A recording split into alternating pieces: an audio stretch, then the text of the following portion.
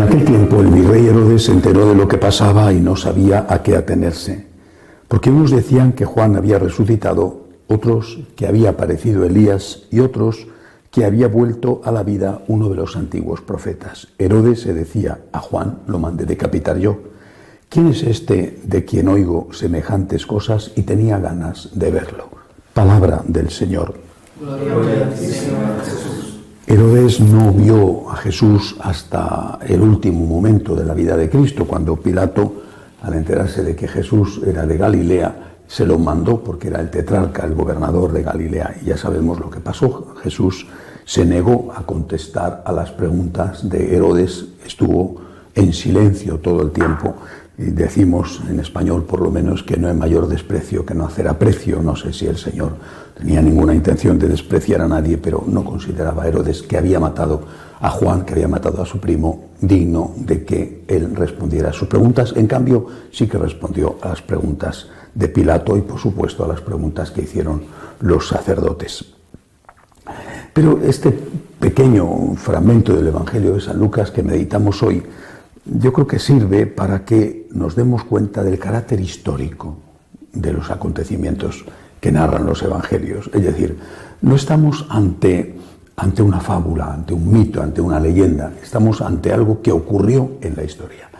Y estos personajes, Herodes, Pilato, Caifás, Anás, son personajes que la historia tiene bien determinados el momento en que vivieron, el momento en que, por ejemplo, Pilato gobernó en Israel como pretor, como gobernador de parte de Roma.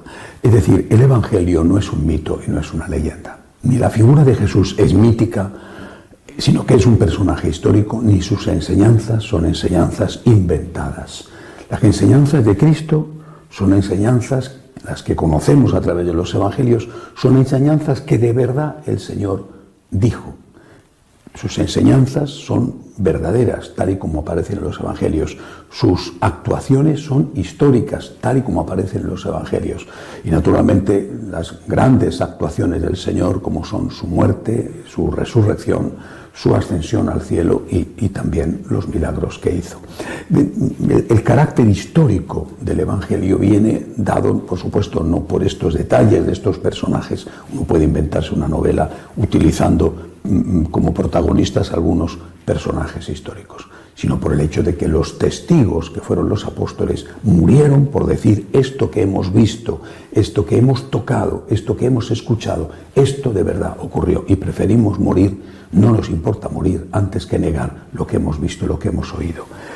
Dicho esto, que yo creo que es lo más importante del Evangelio de hoy, tenemos que sacar una consecuencia, la que ya hemos extraído en otras ocasiones. Cristo es un personaje histórico y no inventado.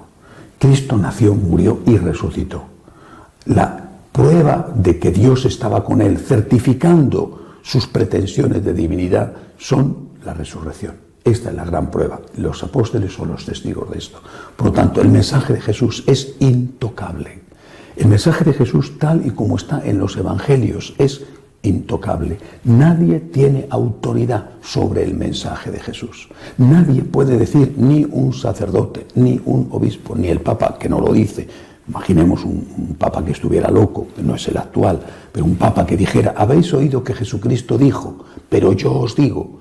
Evidentemente estaría poniéndose por encima del Evangelio, estaría negando la divinidad de Cristo. Nadie puede decir que el Evangelio está desfasado, que el Evangelio está pasado de moda, que el Evangelio tiene que ser modificado o que tiene que ser expurgado. Esto sí, esto no me gusta, esto hay que cambiarlo. Nadie puede decir eso. El Evangelio es la palabra de Dios. El Evangelio, tal y como lo leemos, tal y como aparece en los 4 evangelios, el Evangelio es intocable.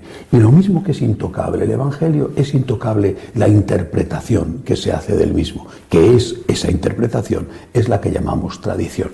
Si un día un papa dijera, imposible, ¿verdad?, pero un papa dijera: un predecesor mío dijo que esto era así y yo ahora digo que esto es de otra manera, evidentemente estaría abriendo, no solamente destruyendo la enseñanza anterior, sino que estaría abriendo la posibilidad de que el siguiente papa, o 5 papas más allá, dijera: aquel predecesor mío que dijo que su anterior predecesor estaba equivocado, pues yo ahora digo que el otro está equivocado. Es decir, estaríamos sembrando la duda, porque si una cosa es verdad, tiene que ser verdad para siempre. Si una cosa es buena, tiene que ser buena para siempre. ¿Cómo podemos decir, esto era verdad hace 50 años y hoy es falso?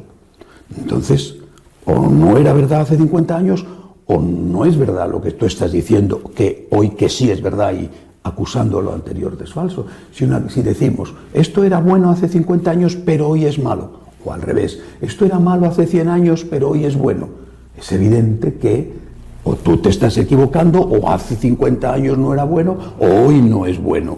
Por lo tanto, lo que se desprende de este Evangelio, repito, es que las enseñanzas del Señor son históricas, ocurrieron en la historia y son intocables. La palabra de Dios está por encima de todo y por encima de todos, porque solo a través de la palabra podemos conocer a Cristo, tal como está la palabra en los Evangelios, que son palabras de Dios, aunque sean escritas a través de la mano de un hombre.